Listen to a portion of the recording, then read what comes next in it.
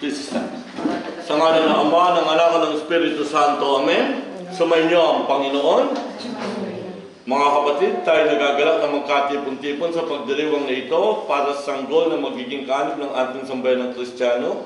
Sa pasimulan ng ating pagdiriwang sa sakramento ng binyag, mangyari lamang na ipayag ang inyong layunin o kung sa inyong pabibinyagan na si Arthur Victoriano.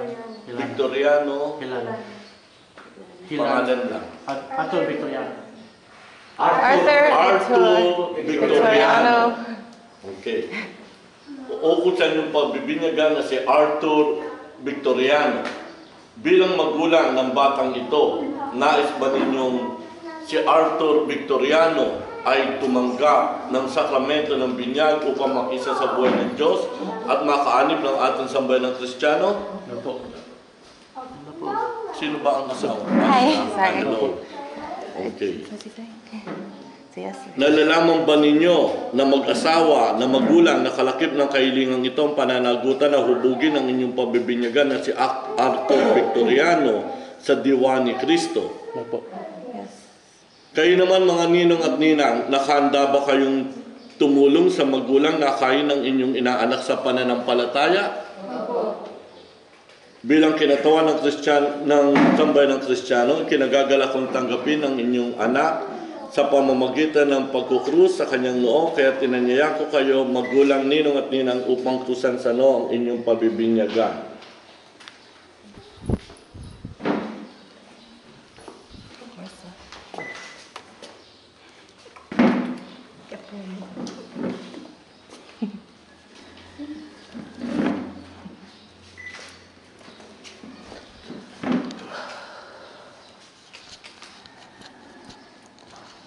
Sumainyo ang Panginoon. Ang mabuting balita ng Panginoon ayon kay San Marcos. Papuri sa iyo, Panginoon. May nagdala ng mga bata kay Jesus upang hilingin ipatong niya sa mga ito ang kanyang kamay, ngunit pinagbikaan sila ng mga alagad. Nagalit si Jesus na makita ito at sinabi sa kanila, pabayaan ninyo lumapit sa akin ang mga bata, huwag ninyo silang sawayin, sapagkat sa mga katulad nila naghahari ang Diyos. Ito ang tandaan ninyo, ang sino mang hindi tumatanggap sa paghahari ng Diyos tulad ng sa maliit na bata ay hindi mapapabilang sa mga pinaghaharian niya. At kinalong ni Jesus sa mga bata, ipinatong ang kanyang mga kamay sa kanila at pinagpala sila. Ang mabuting balita ng ating Panginoon. Pinupuri ka namin, Panginoon sa Kristo. Magsiupo. Okay.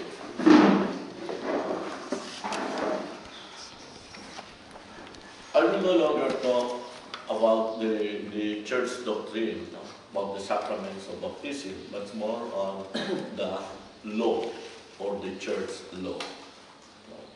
Una, para mabigyan natin ng kahalagahan, ang sakramento ng binyag na tatanggapin ni Arthur Victoriano. Una sa lahat, siguraduhin mo lamang magulang, pinili ninyo ang ninong at ninang, hindi lamang basta pinili. Why? Kayo ang magulang. Sino ang pangalawa? Sila. Sa makatulad, mas mataas ang rango niya kaysa sa lulot ng bata, kaysa sa tiyo at tiyan ng bata. Why?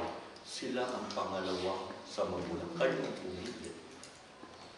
Ipinagkatiwala nyo sa pangalawang magulang ang inyong anak. Kaya pinipili o kilalang kilala ninyo. Kailangan good reputation. Yung kinuha yung pangalawang magulang. Kasi magiging bahagi sila ng paghubog sa paghubog ng inyong anak. At ang paghubog ng kanyang pag-uugali hindi nagtatapos ng isa, dalawa, tatlong pangmatagalan ito. Kasi nga, kayo ang magulang, sila ang pangalawang magulang. Okay? I hope it's clear. Then second, do you understand Tagalog? Okay. Only English, sorry. Only English. Okay. Second is, see to it na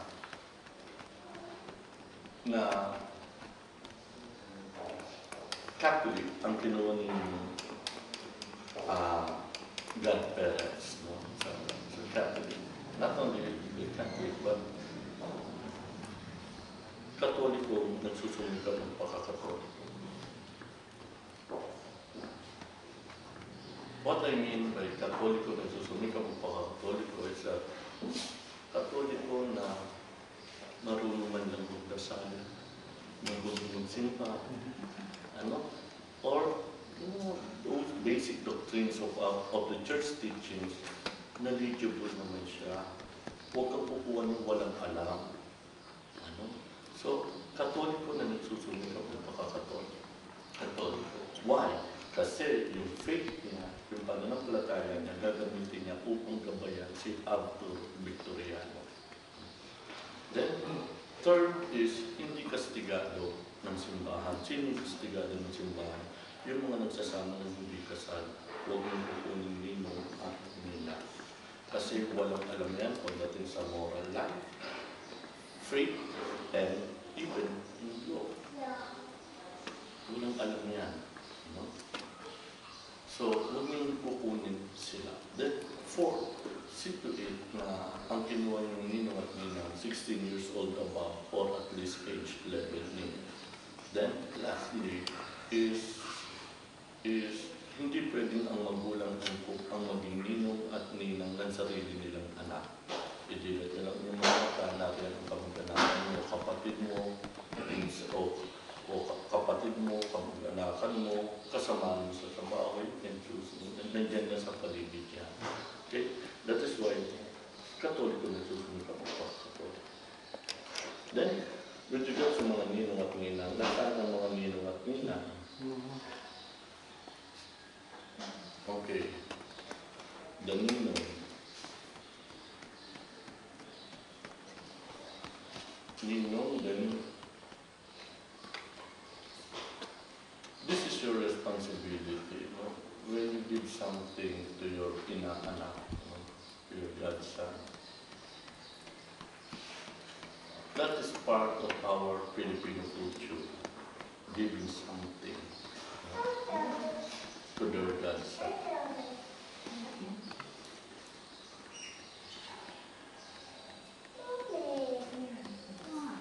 Since that is part of our culture, nauso sa atin yung sinasabing utang ng loob.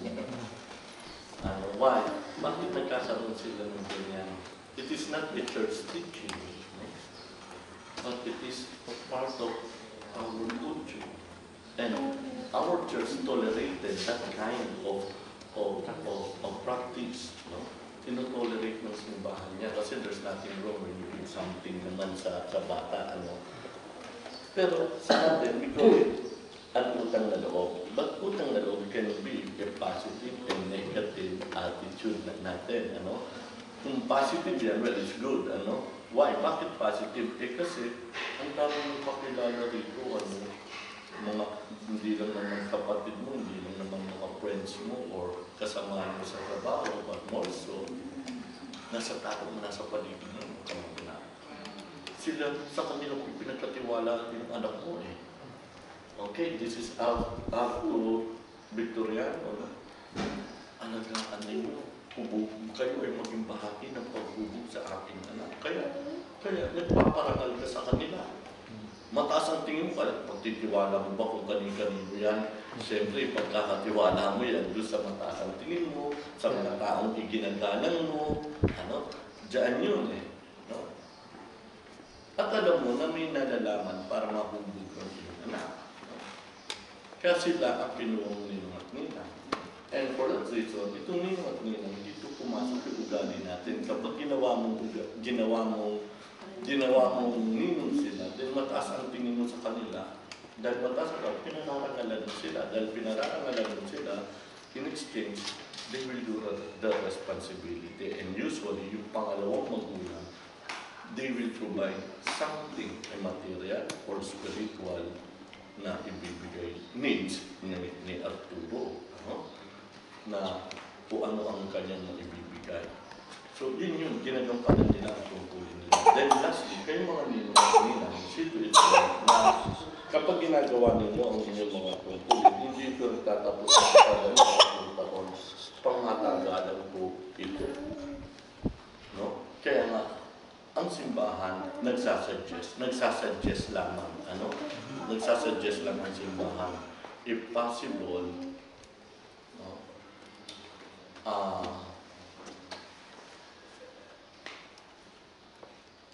whoever is the godparents of Arturo Victoriano, if possible, they will also be the godparents when Arturo Victoriano will receive the sacraments of confirmation. Pamatagalin niya, hindi yung pamatagalian. Why? Kasi bahagi sila sa paghubog ng inyong anak. Kaya going back to your responsibility, magulang, talagang kilala mo. No? So, that is the role of the ninong and nina. One, yung pakinig. Second is, they will be the one who will guide or huhubugin what we call this, yung paghubog sa inyong anak. Sila, magiging kabahagi sila ng mga gawain ninyo magulang. Okay? So, let's start.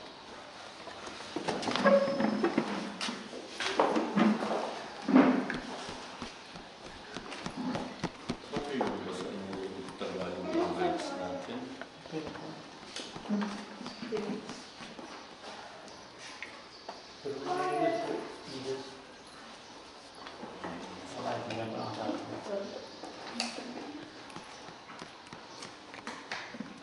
Tingnan mo rin yung may English rights yan. No, sa gitna. Record ba ito?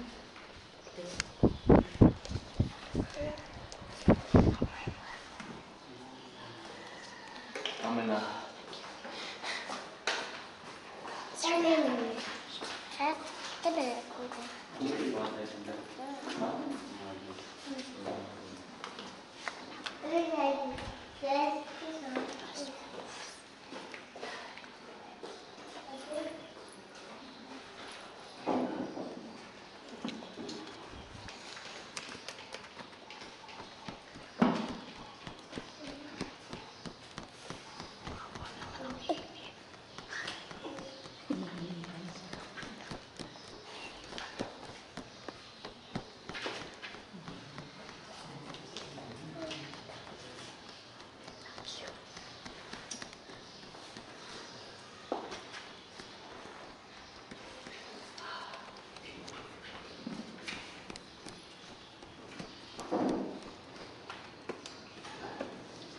My dear brothers and sisters, let us ask our Lord Jesus Christ to look lovingly on these children who are to be baptized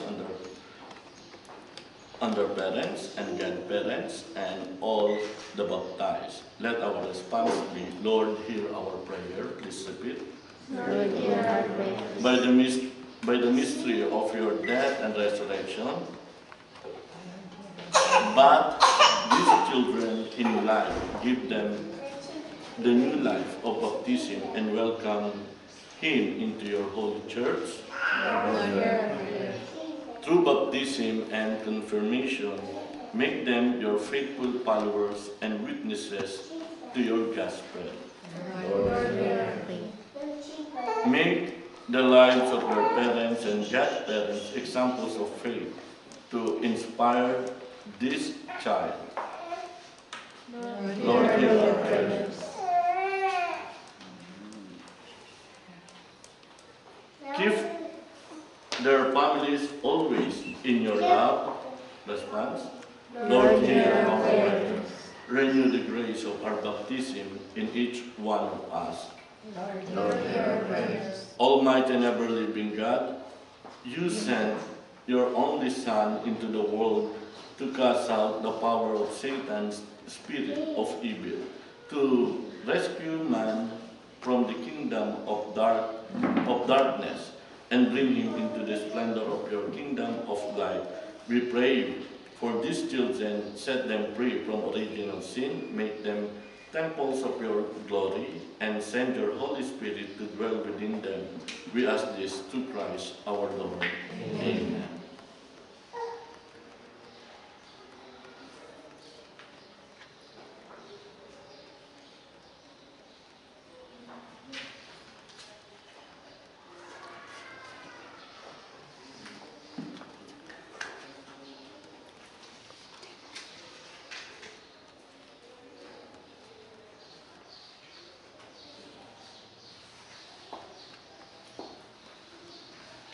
Dear parents and godparents, we have come here to present this child for baptism by water and the Holy Spirit. They are to receive the gift of new life from God, who is love. On your part, you must make it your constant care to bring him up in the practice of the faith. See that the divine life which God gives him is kept safe from the poison of sin, to grow always stronger in their hearts. If your faith makes you ready to accept this responsibility, renew now the vows of your baptism. Reject sin, profess your faith in Christ Jesus, and this is the faith of the church. This is the faith in which these children are about to be baptized. Do you reject sin so as to live in the freedom of God's children? I do. Do you reject the glamour of evil and refuse to be mastered by sin? Yes. Do you reject Satan, father of sin and prince of darkness? Do you believe in God the Father Almighty, creator of heaven and earth? Yes. Do you believe in Jesus Christ, his only Son, our Lord, who was born of the Virgin Mary, was crucified, died, and was buried, rose from the dead, and is now seated at the right hand of the Father? Yes. Do you believe in the Holy Spirit, the Holy Catholic Church, the communion of saints, the forgiveness of sin, the resurrection of the body, and life everlasting? Yes. This is our faith. This is the faith of the Church. We are proud to profess it in Christ Jesus our Lord. Amen. Amen.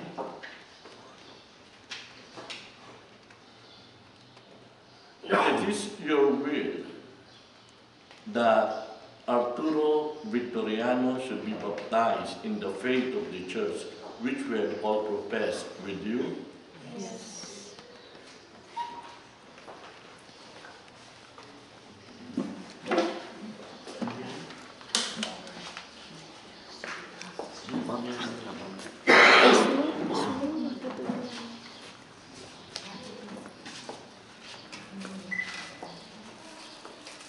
Arturo Victoriano, I baptize you in the name of the Father,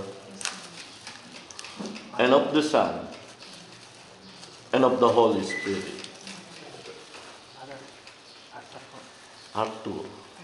Arthur Victoriano.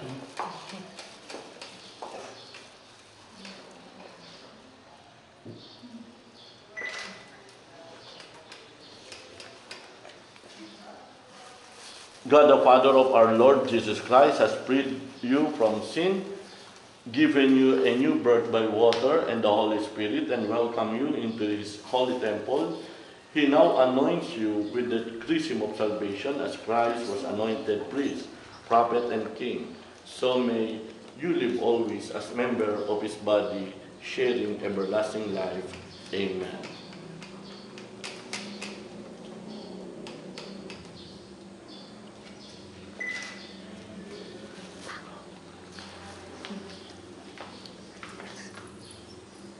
My dear children, you have become a new creation and have clothed yourself in Christ. Please put the white garment. See in this white garment the outward sign of your Christian dignity with your family and friends, Arthur Victoriano, to help you by word and example bring that dignity unstained into the everlasting life of heaven. Amen. Be candid. Candles. Prayer with me.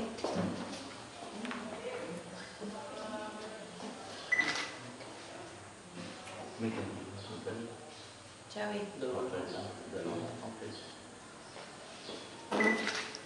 Receive the light of Christ, parents and godparents. This light is entrusted to you to be kept burning brightly.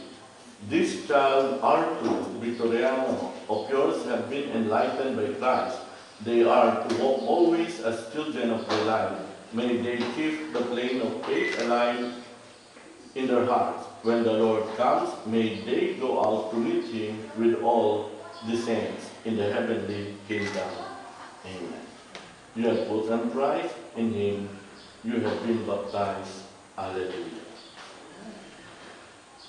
Dearly beloved, this child, Arthur Victoriano, have been reborn in baptism. He is now called children or a child of God, for so indeed they are. In confirmation, he will receive the fullness of God's Spirit in the Holy Communion. He will share the banquet of Christ's sacrifice, calling God her Father in the midst of the church. In his name, in the spirit of our common sonship, let us pray together in the words our Lord has given us. Our Father in heaven, hallowed be thy name.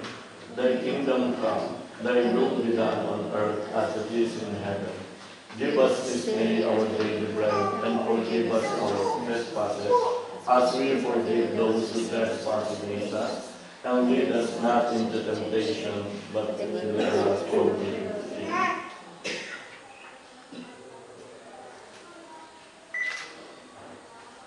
Hail Mary, full of grace, the Lord is with thee. Blessed art thou among women, and blessed is the fruit of thy womb, Jesus. Holy Mary, Mother of God, pray for us sinners, now and at the hour of our death. Amen. May God, the source of life and love, who fills the heart of mothers with love for their children, bless the mothers of this newly baptized child as they thank God for a safe delivery. May they find joy in the love, growth, and holiness of their children. Amen. Amen. May God, the Father and Mother of all fathers, help these fathers to give good example so that their children will grow to be mature Christians in all the fullness of Jesus Christ. Amen. May God, who loves all people, bless all the godparents, relatives, and friends who are gathered here.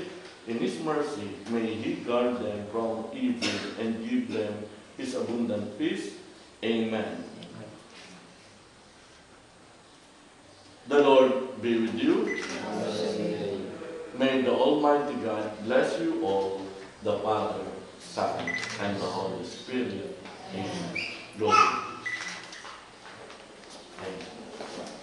to Jesus. Nandiyan na. Okay. Tapos na yun. Okay. Just push the red button. Record.